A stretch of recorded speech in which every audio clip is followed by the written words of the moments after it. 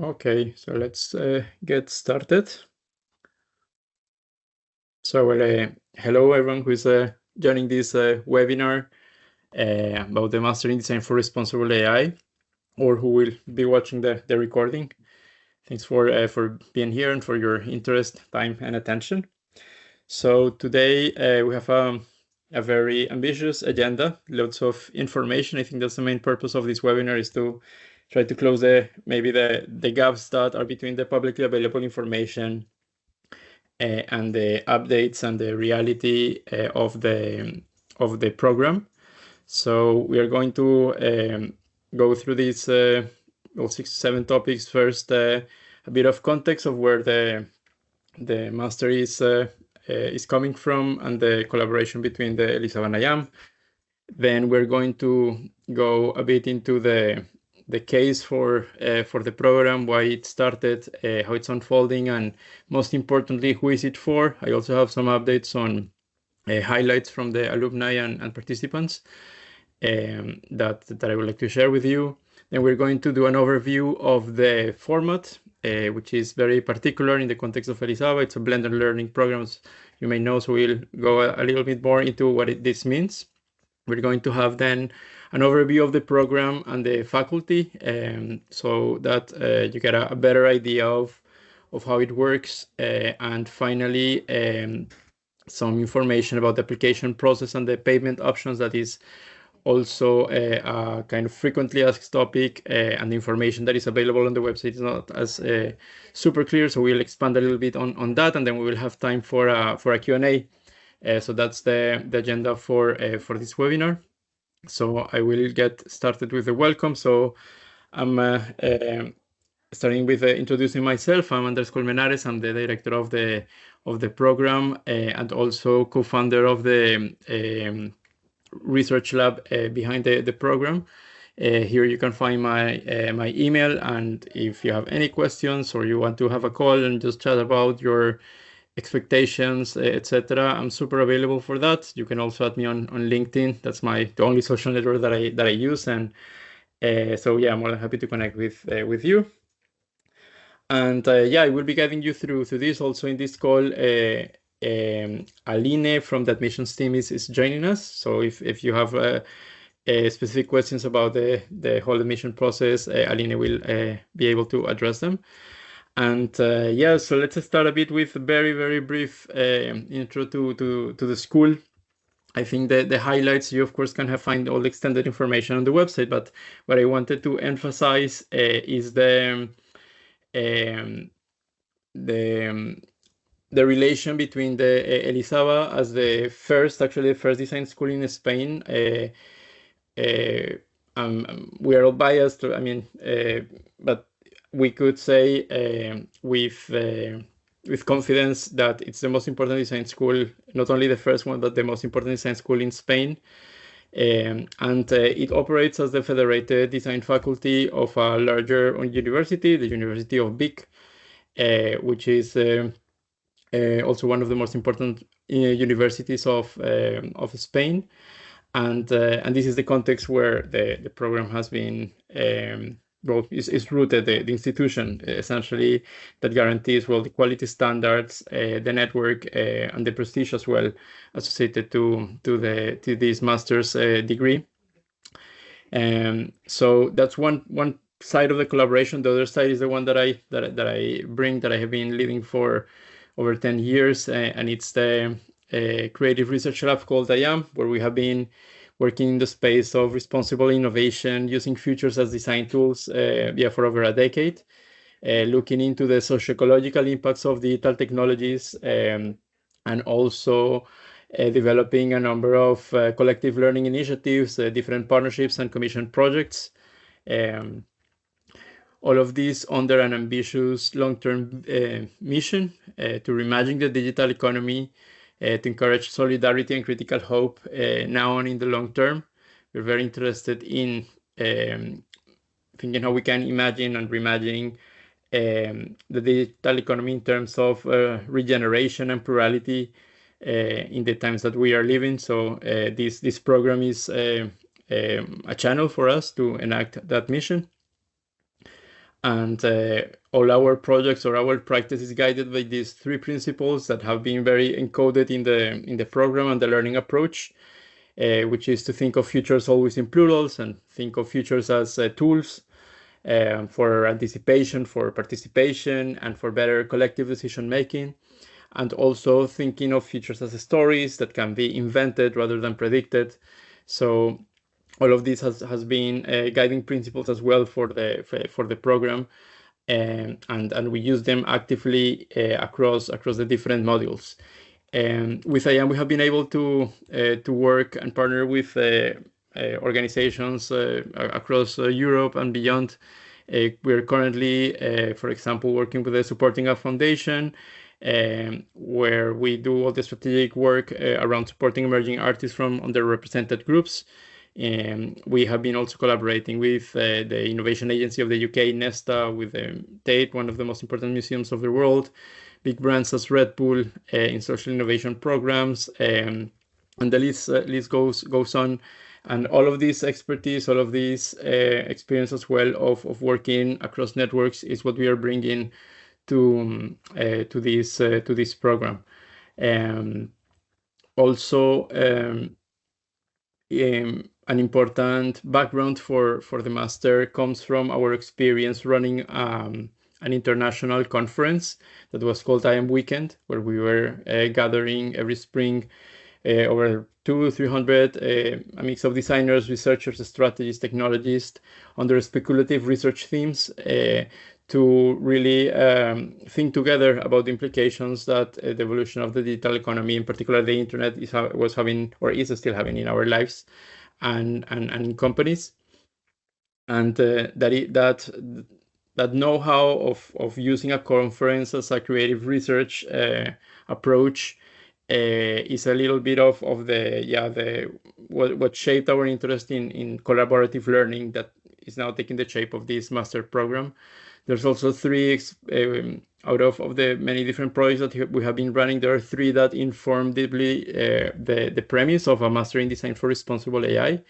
One was a collaboration with the largest university of Europe, the University of Arts London. We did there a 3-year-long partnership setting up an experimental collaborative learning program that was called the UAL Futures Studio.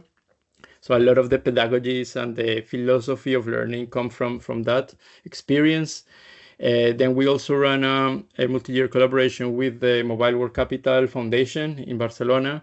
We helped them create and run a program called the Digital Future Society, looking mainly at the understanding better the challenges of the implementation of digital technologies in the public sector. With them, we were working specifically in the space of responsible innovation in the public administration, and that was a little bit of what led our interest in responsible AI. And another example was our work with Red Bull, where we helped them run social innovation incubator that was called Red Bull Basement for a few years. It was part of a broader global initiative, but we were their partners in Spain. So thinking of how to close this gap between young people using technology and social challenges. So these are just a few examples of how we have been using futures as design tools. And most importantly, as a bridge to entering fully into the master, we are very interested in fostering post-technological mindsets, and these post-technological mindsets refer to this idea of understanding technology as something that should be more about being human than the technology itself, where the design goals, for example, were oriented to a conscious use of technologies rather than technologies using us, to put it in a way. So that post-technological mindset is very present in the intentions behind this program. So now let's jump into why this master. To start with, this is the most updated definition that we have and synthesizing the definition that we have of the program. It's a pioneering blended learning program. We refer to it as a pioneering because till this point, it's the only master program that is offering this specific intersection between design and responsible AI. We are in the next year will be the 4th edition of the program, and it has been evolving constantly, and now it's taking a very interesting direction, sitting at this intersection between design leadership and AI. And the focus is increasingly growing towards the use, but more than anything, the governance and implementation of AI systems in ways that are ethical, strategic, creative, and innovative. So it's really going beyond the idea of responsible AI and thinking of ways to enact the principles behind responsible AI, as we are going to unfold later in this session. I think there is this very, in the niche world of responsible AI, this is a very popular quote from researcher Kate Crawford, the author of a book that is a must read for participants in this program, the Atlas of AI. She said that artificial intelligence is neither artificial nor intelligent. So for us, the AI in the design for responsible AI, one of the premises of, particularly in the first part of the program, is to decode or demystify the idea of artificial intelligence. We go deep into the language that is being used around these topics, and I like to bring this concept of a cognitive structure. Yesterday I was having a conversation with an alumni.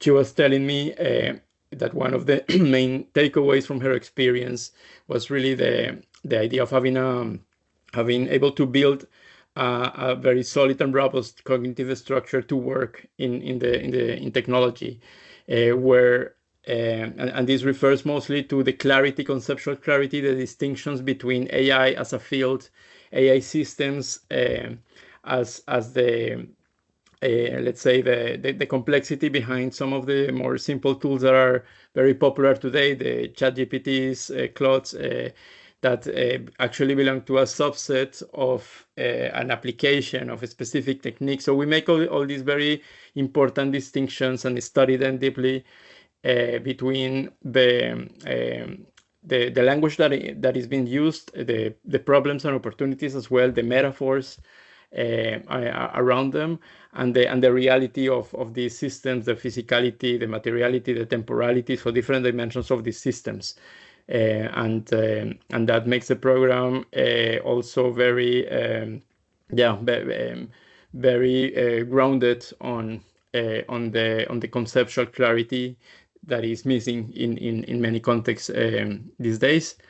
We also approach AI, as I was saying, as systems from the perspective of socio-technical studies. So it's in essence understanding AI systems as complex systems that have social, ecological, technical, cultural, and many more dimensions, so as multidimensional systems, and then figure out ways to navigate that complexity.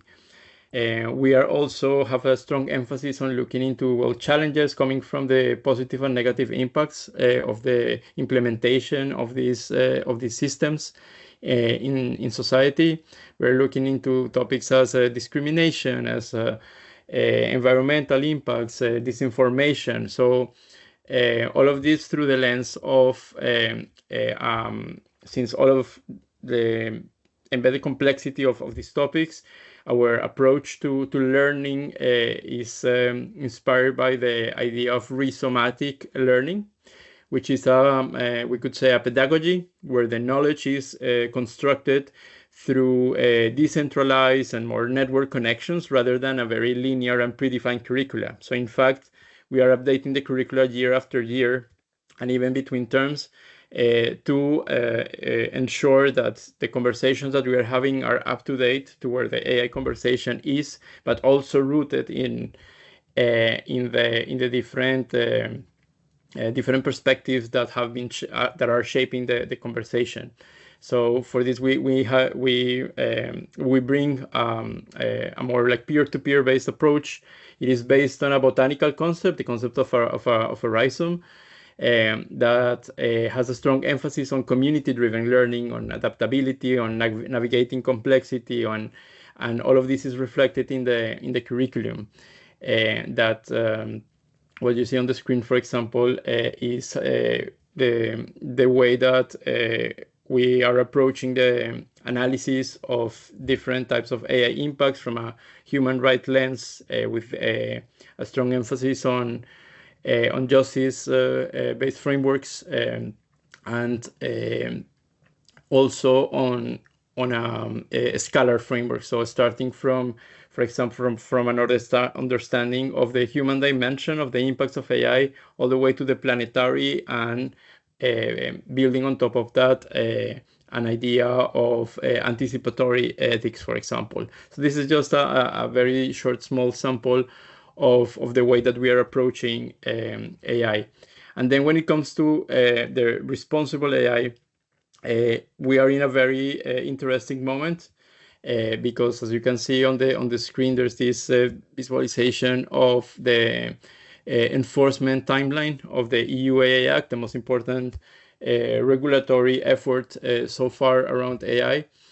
And the timeline is moving towards a scenario where essentially most companies, despite their sector, despite their size, will need to significantly evolve their governance, their use, the implementation of the AI systems that they, not only the ones that they develop, but also the way that they use. So every organization that is already embedding in their processes the tools that are coming from the big tech can also be affected by these regulations. So this is creating a lot of demand for people that have this mix between being aware of the regulation, understanding the policy, what's coming, etc., but also then coming up with strategies, with design solutions to not only be compliant, but also to see what are the opportunities for a business or an organization to improve their offering based on the direction that these regulatory efforts are asking everyone to take.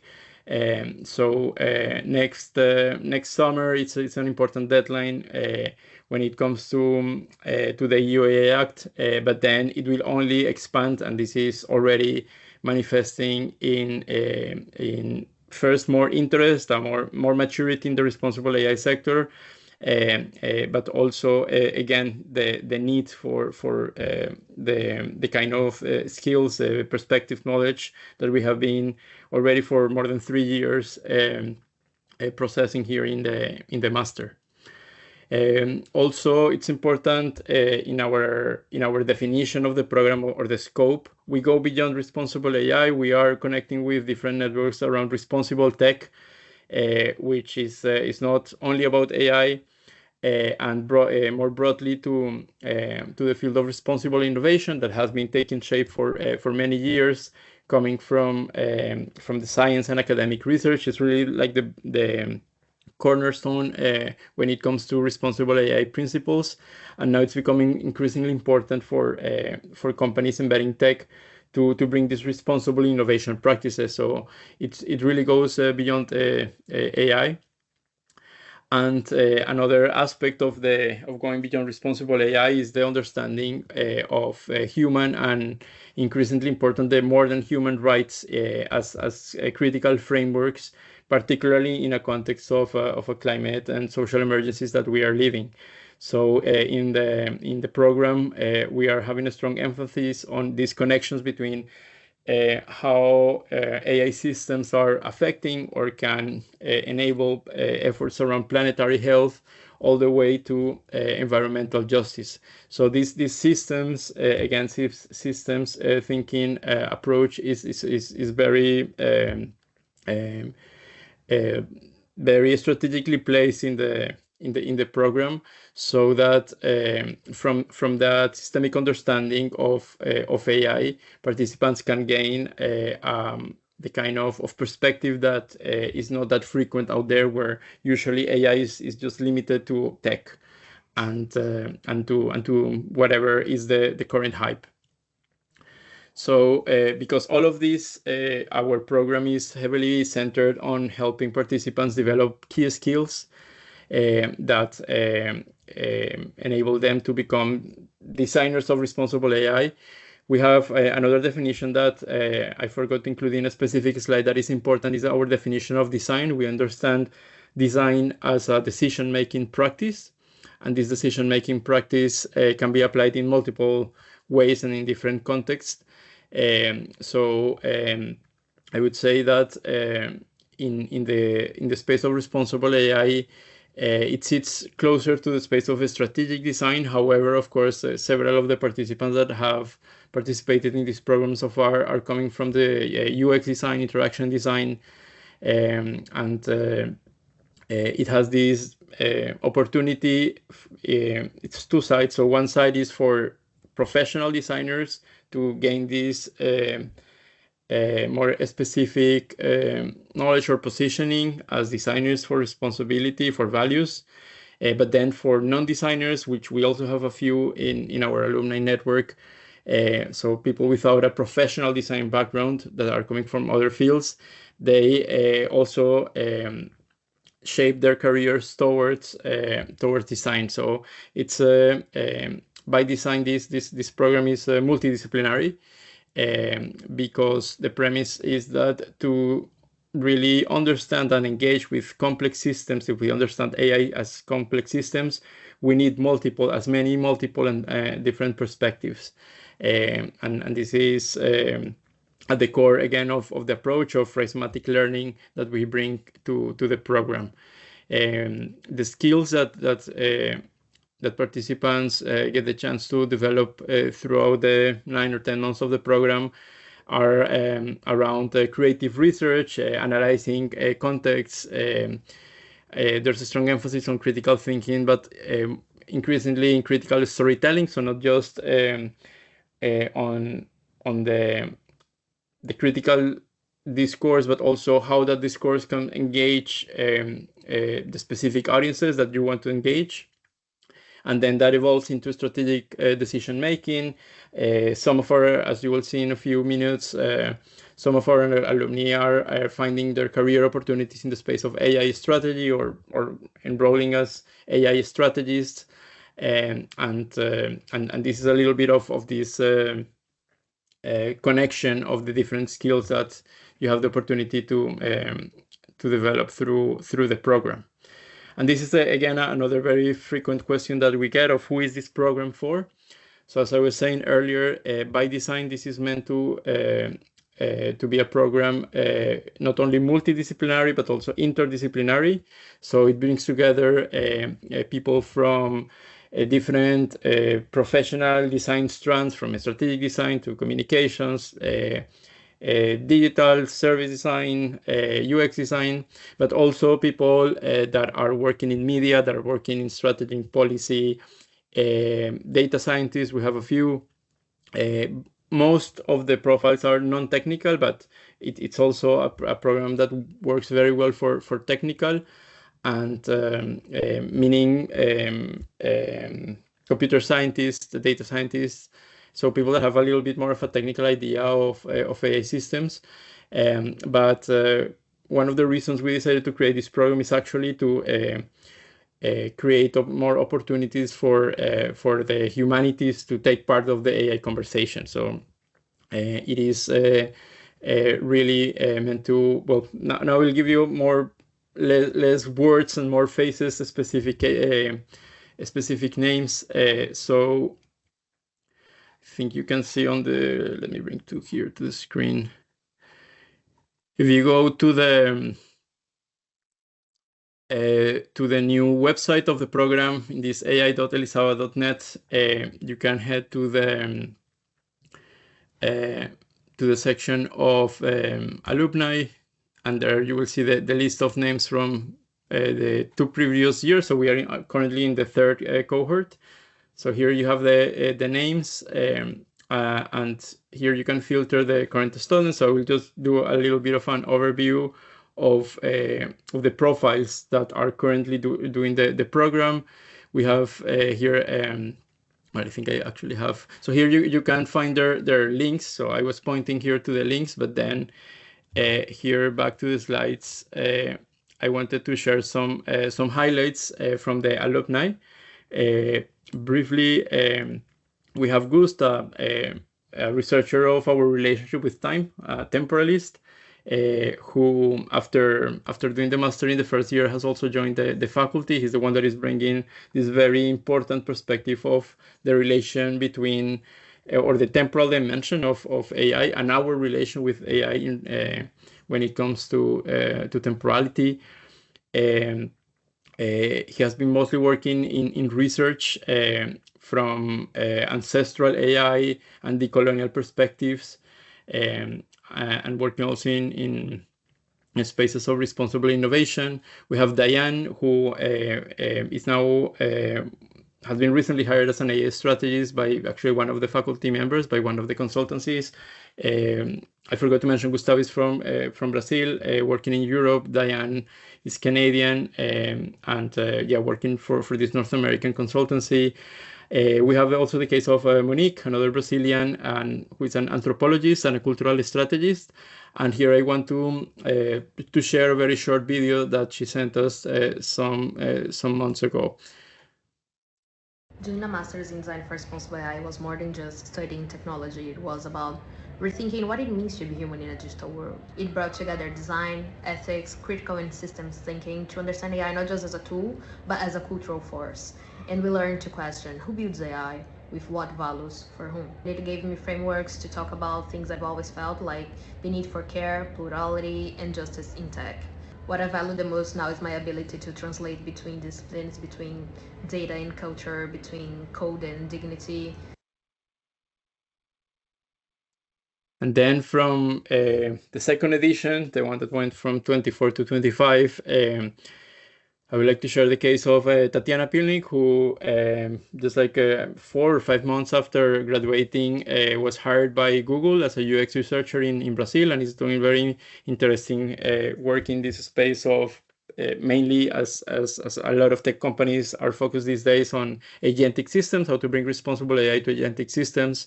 We have the case also of Juliana Reyes, who is working for a startup in Canada called WorkLeap, and very recently helped to launch a project called the AI in HR University. You can't, let me just quickly open it here. Yeah, this is the URL, workleap.com/university. If you want to take a look, it's a really good resource. This is Juliana here. And also Patricia, who we invited to join the faculty in the current edition. She's the global head of B2B e-commerce at a big food corporation, Mars. And she has been evolving in a similar way as Gustavo from first year. They evolved their final project into proposals for the program. They are both currently leading a course on regenerative AI leadership based on their own experiences as participants of the program, then going out there to the companies in different contexts. They saw this important need for reflecting about new ways, the new types of leadership that the implementation of AI is demanding in big and small corporations, in big corporations and small companies. Bringing a lens from a lens of regeneration. This gives you a quick overview of not only of the career opportunities, but also of the network. And this is a very important element of this program. Since day one, we have been building a broad network between the alumni, the participants, the faculty, collaborators, of people that are working not only at the core of responsible AI, but also at the edges. Across geographies, and that is a very important asset for participants, this network. From the current cohort, a few roles to give you an idea of who this program is for, which is a guiding question for this section. Iris, who is a UX researcher, during the program very recently, she was hired by Mistral AI, for example. She was working for Oracle. She also runs her own practice. Adam, who is a strategic designer, he's the youngest of this cohort, based in Ireland, but with lots of experience working specifically in foresight applied to systems innovation. We have Jessica, who decided to join the program after working over 10 years at Microsoft in the digital safety team, or Kirill, who is a data scientist who was leading predictive analytics for Levi Strauss.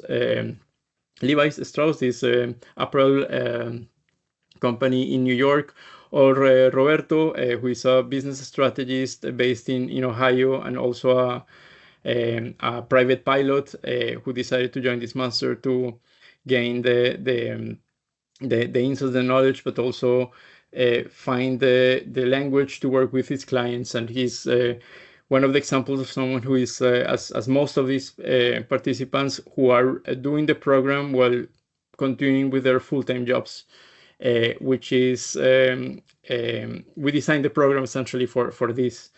And we'll jump now, I think, into the format, which is based on the idea of blended learning. Just blended learning, it's important to make a clarification. It's not about hybrid or online. Blended learning refers specifically to an approach to education that combines all the possibilities of online education, like what we are doing today, a remote session, with and the different opportunities of online interaction. For example, being able to have faculty that is spread around the world, not only limited to people that are in Barcelona. So combine all of that with all the benefits of having a physical place-based methods, both in classroom and outside of the classroom.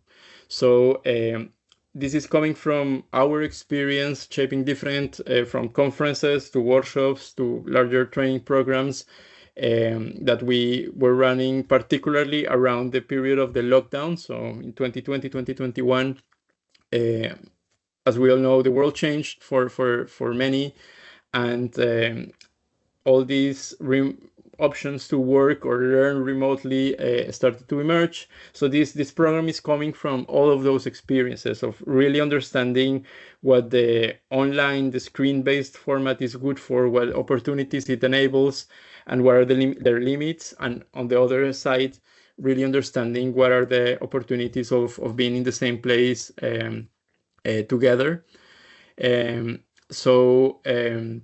The program, here I bring some very specific dates. All of this is still TBD, but I would say that they are, because essentially the academic calendar of Elisava for next year is still not official. However, looking at the calendar, most probably this will be the actual dates, and I think they work as a version 1 as a point of reference for availability, your planning, etc. So classes will go are split in online and in person. The online, which are synchronous, will take place from the last week of September until the last week of January, and between the first week of April and mid-June in 2027. The schedule of the online sessions is from Monday till Thursday from 4 till 7 Barcelona time. And then we have 3 in-person blocks. The kickoff week, which will be in the week starting September 21st. Then we have the longest, which is an 8-week period. We call it the term 2 residence, which will be February and most of March, just before the Semana Santa, the holidays. And then the week of the grad show, where you come to Barcelona to not only to give your final project presentations, but also to join a bigger event that Elisava hosts, which is the grad show week. That takes place in mid-June. These dates, again, are TBD. There's still a long way to go until next year, but I think, again, most probably this will be the dates. And then there is a 4th additional date that is important to keep in mind in terms of the master experience, which is the graduation ceremony that usually takes place at the end of July, where all the students of all the master programs celebrate officially their graduation, and it's a very, very nice event to take part of. Then another aspect of the format of blended learning is referring to the availability that you need to consider. Well, different elements of the program and our approach and the methods, the premise for us is the flexibility, because we are and we have been working already these 3 editions with professionals that are more in their mid-career, senior, with more senior experience, that, as I was telling you, are full-time or have their working as freelancers as digital nomads from different places. So that need to combine their studies while working. So what is important to understand that the online sessions are synchronous, meaning like this call that people are or the classes, the sessions are meant for people to join the meetings live. However, most sessions, I would say all of them actually are recorded for 2 purposes. Those who might be 1 week, for example, traveling for work, and they cannot join the class, then they can watch the recording. But a second additional value of this approach is that, and often happens, participants can watch again the sessions, and given the complexity, the depth of these topics, it has been super useful, has made a super important difference. So this, compared to the classroom setup, where if you miss something and it's not recorded, you completely miss it, is a huge asset of this approach. Class time each week is between 10 to 12 hours. So in the online part is 3 hours per day from Monday till Thursday. And on top of that time, we recommend blocking 4, 6, 8 hours for reading, for working on assignments, working in projects with peers. And this is again where the flexibility part comes in. There's some parts of the program where this is the workload is heavier, usually more towards the first term, the first part of the program. That availability, that time is important to consider. But all of this is still can be compatible with full-time or part-time jobs. The schedule change just for 1 hour when we go in person, because the in-person sessions are 4 hours, so it's from 4 till 8. So something else to keep in mind for the sessions in Barcelona. This is more or less how the calendar looks. Again, we still don't have the calendar for next year, but this is just to give you an idea, the calendar of the current academic year. So as you can see, we start end of September, where we run 3 modules. I will explain the modules in a moment. Until mid December. Then there is the winter break. We start in second or third week of January. We have the first weeks, 3 weeks of January will be still online, and then we go for the 8 to 9 weeks that is the residency in Barcelona. Then there is the Easter break, and then we enter in final project mode, which is the current mode that we are in the current edition of the program, that goes until mid-June, when the group comes back to Barcelona for the final presentations. And this little icon here stands for the graduation ceremony. Now let's go into the program and faculty overview. So the program is, and our approach is based on these 3 dimensions of a collaborative learning experience. The first dimension being the inputs. So you can think of everything that could be considered knowledge, contents, insights, perspectives, covering different aspects of AI, of responsible innovation, of the impacts of methodologies to approach those impacts, the implementation, governance. So this dimension is quite rich, quite broad, and also coming from academic, business, and also civil society perspective and artistic perspective as well. So this is the core where it starts. But then what really makes the difference is these other two dimensions when it comes to learning. So it's the praxis. So it refers to all the application of this knowledge through processes where the inputs are digested both individually and collectively. It is this dimension of the learning experience where you become a practitioner. This is all about becoming a designer for responsible AI. So this element or this dimension of our approach is super important. And then there are the dimension of the outputs. So we have a strong emphasis on creating, on collaborating, on contributing to the commons through different projects. This year, for example, the group worked in an experimental podcast brief, so that hopefully we will release by the end of the academic year, looking into topics, intersections of topics that each of the participants were interested to look deeper and to talk about.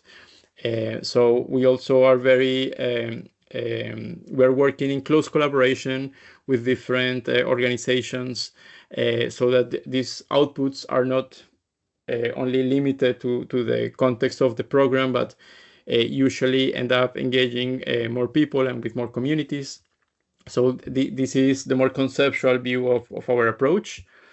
Then, if you are interested in learning about all these more internal definition of our approach, please contact me. I'm super happy to go deeper into this, but it is quite lengthy, and for the premise of this webinar, I just want to give the overview of the key skills that are guiding the Mastering Design for Responsible AI.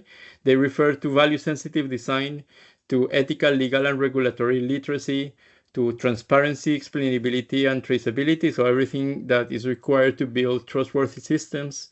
Key skills around distributing and owning responsibility. This is becoming increasingly important in the space of AI governance. Also, stakeholder engagement and the socio-technical awareness of these systems. Engaging with participatory design methodologies, for example. A big one is the risk assessment and anticipation, a big part of what responsible AI in practice is about. So it's bringing foresight and also identifying risks to take preventing damage. And one that is very, I would say, at the core of the practice is this idea of interdisciplinary critical thinking and a continuous learning. So the intersection of topics that we are studying in the program are very dynamic, are very taking different shape each year, depending on mostly on the market trends, on what is hype. So today the conversation is heavily going towards agentic everything. Last year it was all about the craziness for Gen AI. So that's something that we have been able to create an approach that is adapting to this speed of change of the topics that demands, in simple terms, it demands less experts and more the curiosity of learners. So this is what we practice throughout the program. This is here a visualization of the structure of the program. It is in calendar terms, there are 3 terms, but more importantly, there are 7 modules. Modules are collections of courses or sessions with specific learning objectives and evaluation and outputs. So in the first term, we have in the module 1, we set up the how of the collaborative learning through creative research and imagination project.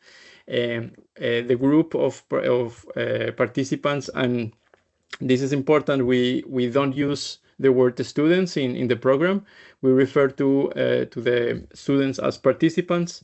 We invite everyone to position themselves as creative researchers while they are enrolled in the program, and have a like equal peer treatment with the faculty. And this is all shaped in this module that goes from the start of the program till December, mid-December, with a specific group project. Then we have in parallel one module that goes deep into decoding AI systems. So here is where we start thinking about the language, the taxonomies, technical dimensions, it's, having an idea of how it works in corporations, our relationship with AI systems. So this really breaking down the idea of AI and then looking into methods to analyze impacts of AIs, as I was saying earlier in this call, through the lens of human rights and different types of justice networks. So it's a term that is more theoretical in a way. It's all online. It's very intense, but also very rich, and it really sets the foundations for the practice. Then in term two, we go into a focus on policy and governance, followed by the implementation. So different design methodologies, cases, approaches to critical making. So it's all about the implementation side of things and the strategy in a way. And in parallel, there is another project, in this case it's an individual in Module 6, under the module of Critical Design and Media Lab, which is the module that this year we decided, and I think we will be doing the same next year, of working on an experimental podcast. We were super lucky to enroll one of the in my opinion, one of the best possible experts on podcast design and production, the editorial take on responsible AI topics. So Lana Larsen, who used to work at the Mozilla Foundation and run for many years an award-winning podcast for the Mozilla Foundation. So there are a few other activities around that. It's not only about the podcast, but here is where we bring elements as well of design fiction and other methodologies that are usually not in the curriculum of AI ethics or other similar masters that are kind of in the space of responsible AI. And then the third term is all focused on the final project, where we ask participants to create proposals of proof of concepts of critical design tools, focused on the topics that they care about, that they want to specialize on the audiences as well that they want to engage with. So it's very individual, and it's designed in a way, this final project, to help the participants figure out their next steps after the program. And so far it has this approach has worked very well.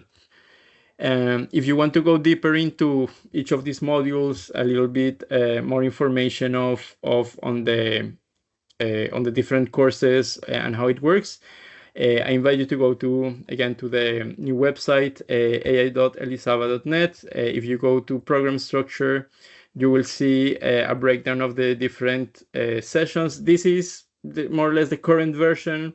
Again, every year, this is important to mention, we update and adapt the program based on the specific profiles and expectations of the participants.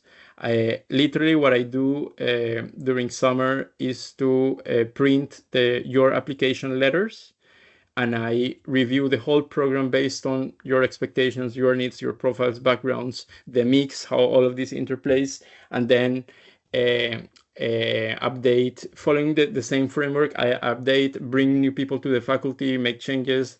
So it's every year is matching the cohort, and this is something that I really love to do.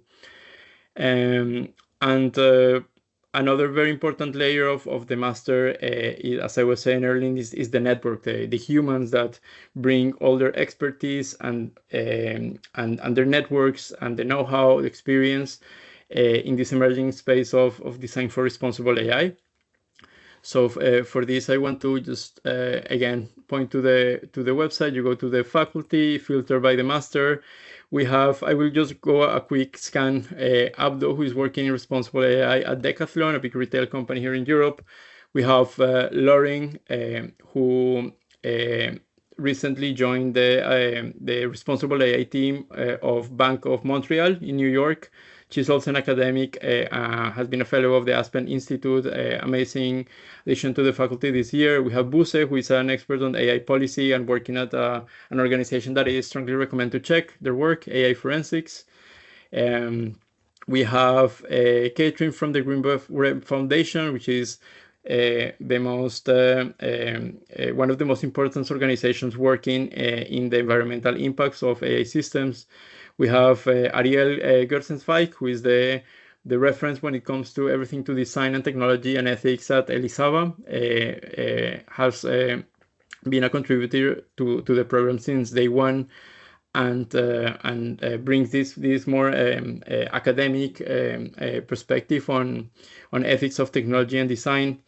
We have Isaac Gulgusel, who is a practitioner of risk and impact assessments, and brings a lot of practical case studies and methodologies to practitioners.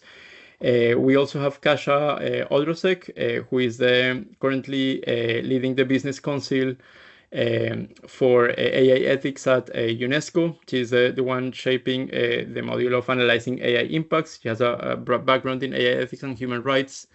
We have Martin Perez, who is our expert on social technical systems from the Universidad de Chile. We have Dr. Gillian Powers, who is leading responsible AI implementation at a consultancy firm called Slalom.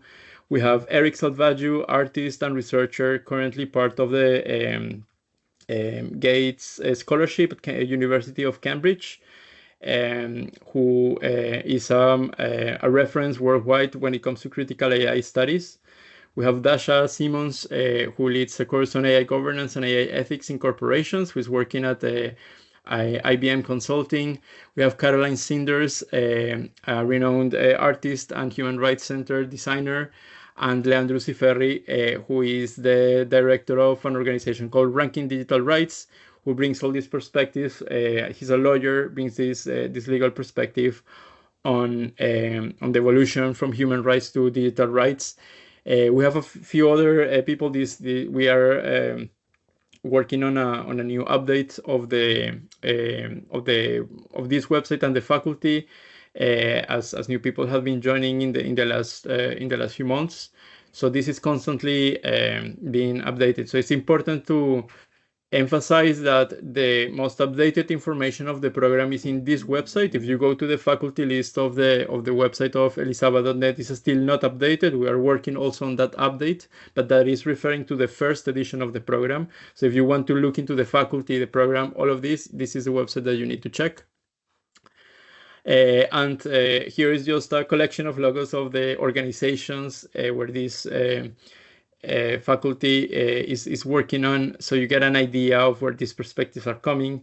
In some of the modules, we also do a sort of conference format, so we also invite people from different organizations. One that I forgot to add here is also, and was very, very, very important this year, from Nokia Vial Labs. We had the director of responsible AI, Daniele Kersia, joining this year. So, and again, this is expanding and growing. So we are constantly working to evolve this network and work in close collaboration with different types of organizations, from non-profits to big corporations to AI specific companies, and or ThoughtWorks, for example, with our really responsible tech company. And last but not least, and I will just give some key information, and maybe Aline can expand. When it comes to the application process, in the default system of Elisava, there is a requirement for a portfolio, because most of the master programs are on visual design. But in our case, you don't need to submit a portfolio. If you share your LinkedIn, that's what I pay more attention to. If you have a website or want to organize something in the shape of our portfolio, it's also useful. But for me, the focus is really on the motivation letter. An updated LinkedIn and or CV and the motivation letter, because I'm really keen to validate that what we can offer with the program is a good match for what you are looking for. And I often try to have, it's not a formal part of the process, but I often like to have a conversation, more than an interview, a conversation with applicants to clarify questions, but also to get a sense of matching essentially these expectations. And as you can see, it's so much information, so it's always useful to process this through conversation. And then something that is not very clear on the website of the program and at large on the Lisaba website are the payment options. So you see the tuition fee is listed in the program, but what is a little bit more invisible is the way that this tuition fee is paid. And this, I think, makes a big difference, because a lot of you have emailed me saying, I cannot afford it, I needed a scholarship and so on. But actually, it's slightly different to think of a single payment of more than 10,000 euros. To think that tuition can be paid in up to 4 installments, considering that each installment is not less than 20%. So that is more or less 3,000 euros per payment, and that these payments need to happen when first to book your slot in the cohort, but then not later than end of January of next year. So that gives a few months, to either save or apply for finance on your own, or what often participants, since this is focused to people that are working, often companies pay for all the tuition fee or part of the tuition fee. They do specific arrangements, and we facilitate or help in any way possible, because we like companies, and companies do benefit very directly from facilitating that their employees take this type of programs. And then the payment methods, more straightforward, could be a credit card that already also implies another financial option, or wire transfers. So that said, I think we can shift into a Q&A mode. Just before going into the Q&A, here's the email. So any program-related questions, feel free to email me. I have been booking calls for, the last couple of months with applicants and people who want to learn more or just have very specific questions. So more than happy to have a chat. And then when it comes to the application process or more questions related to Elisava, you can reach out to Alina and her team at masters@elisava.net. So that said, let me check now the screen. Are there any questions?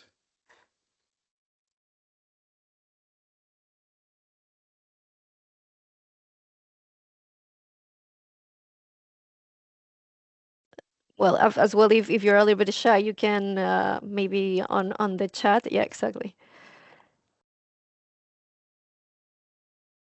Aline, maybe you want to take Yeah, that. How's the process for international students for Andres, exactly. who is based in Colombia? Yeah, actually, for example, as this is a blended master's, well, normally, for example, for non-EU students, we have maximum, I think the limit date it's May. I think it's right now 8. May 8, May 10.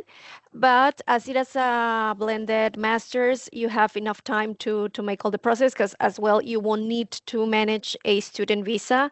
In case that you want to apply for the student visa and you want to come to Barcelona for the whole year, you will need to apply maximum in 2 weeks, like the most, because actually you will need to wait for the admissions and all the process. So basically, the first documents that you will need to apply and submit, it's your curriculum, motivational letter, the portfolio, but as Andres said, just the LinkedIn link or maybe some projects that you have been related to, and your passport that needs to be valid during the whole year of the master's. So basically, that's the most important documents that you will need to submit. And if you're admitted into the master's, then the next step would be the enrollment, that it would be maybe the first days of September, in which you will need to come in here and submit the documents, which is your bachelor's degree diploma and the academic record, and both documents need to be with the Hague apostille. But actually, at the moment, well, you can apply if you want to. If you want to as well, I can send the whole information to your email, and as well, if you want to have a chat with us and let's talk about the process like in detail if you have further questions. Yeah, and as Aline was saying, it's and again, this is by design. As I'm originally from Colombia, I went through the whole experience of being a student and applying for visas, all of that. So for a lot of countries, not all of countries, but if you only need to come for the in-person parts of the program, you can perfectly do it with a tourist visa. Exactly. Yeah. So this means that you save a lot of time and money. Don't need to think of relocating for a year to Barcelona, Exactly. but also it means that you can apply until I think the ultimate deadline is, I mean, I always tell people apply as early as possible, because that is beneficial for you, it's beneficial for us in terms of the planning, but then it extends, right, the deadline for an application. Exactly. Actually, we if you want to apply, you can apply up to the I think it's September 4th. So actually, you have enough time to apply for Yeah, this but but, program. but do it earlier, please. Yeah, don't wait because actually Don't you wait. Yeah. do not wait. Actually, we do not recommend you to wait until September because actually maybe the masters runs out of spots. So at the end you will be on a waiting list. So at the end, as soon as possible, it's better for everyone. And yeah, Yeah, well, and for the follow-up question, it doesn't affect in terms of, so we will admit you based on your motivation letter, again, mostly. hmm We will validate that what you're looking for and your background is a good match for what we can offer. And then if again, if you're coming from Colombia and you're not interested in relocated to Barcelona, just coming 3 times to Barcelona, then a tourist visa is enough. Or I'm not super up to date on the current situation between or for Colombian citizens, for the Schengen visa, all of that. But again, it's not necessary to go through the pain of a student visa. no, no. So actually, it's quite easy.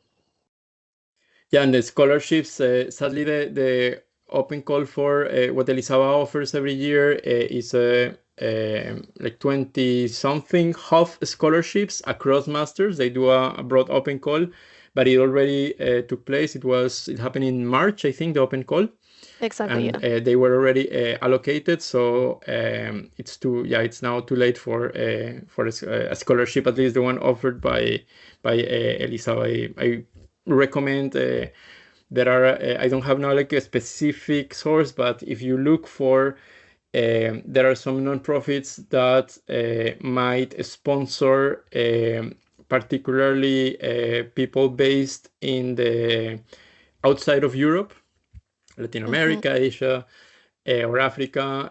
They might be interested in sponsoring as a way to increase representation of other geographies in the AI conversation. So maybe that kind of scholarship, there might be some opportunities, but at least from the scholarships that are coming directly from Elisava, if you want to consider that for next year, the open call is usually announced in March, I think, March. no? During the whole March. month, we open the intake for Yeah. scholarships, and we offer just 20 scholarships to the whole like offer that we have, and as well it's a 50% scholarship.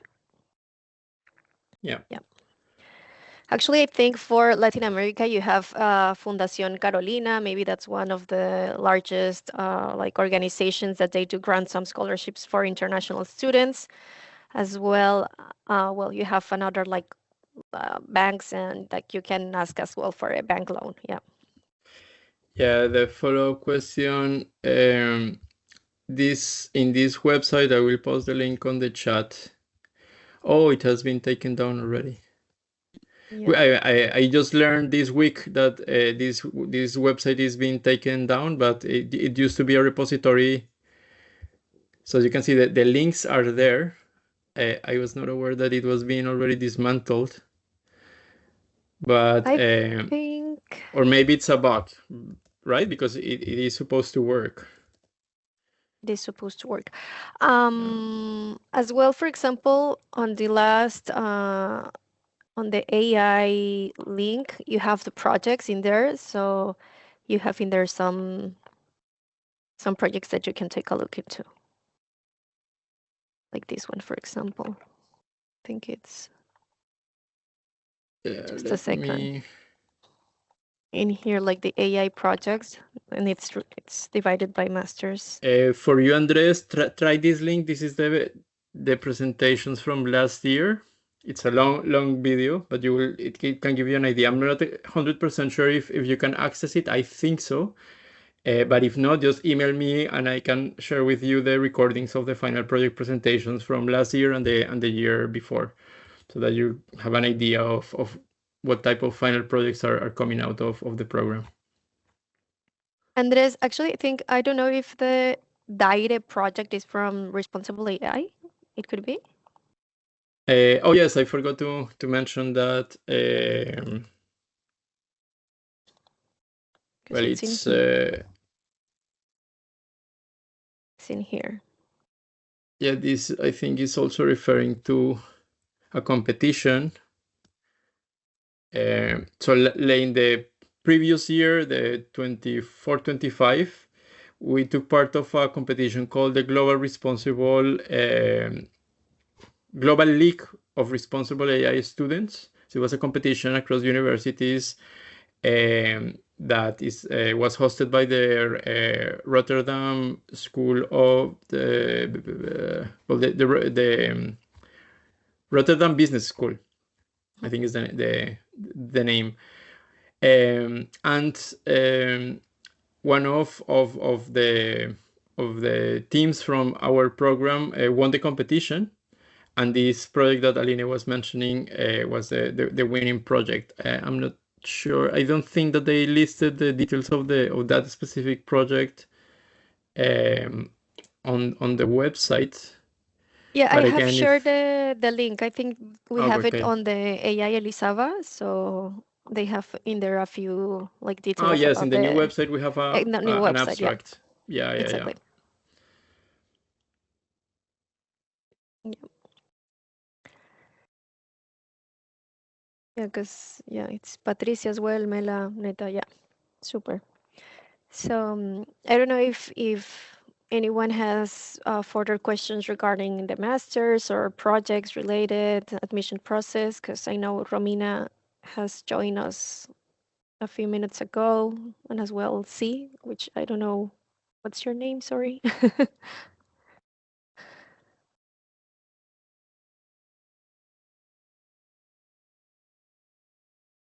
Cynthia. Okay, Cynthia. Thank you, Cynthia. Super. So, Yeah, so for those of you who joined later, or those of you who are not here, I'm thinking of this being recorded. So the recording will be shared for those who registered and have been, and I think this will be also be linked.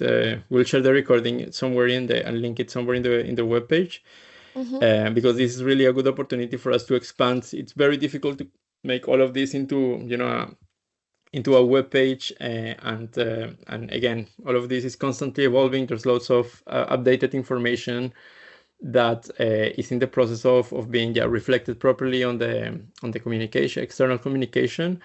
So yeah, you will have the chance to go again through the webinar, and you have now, well, our emails. I think that's the best way to share any specific questions. I literally have answered maybe more than 100 questions um, in the last 2 months, because it's we are very aware that it's an important decision, no? So we are super open to provide all the information and certainty that you need to make this type of decision. So thanks a lot for your time, for your attention, and hope to hear from you soon. Thank you so much to everyone.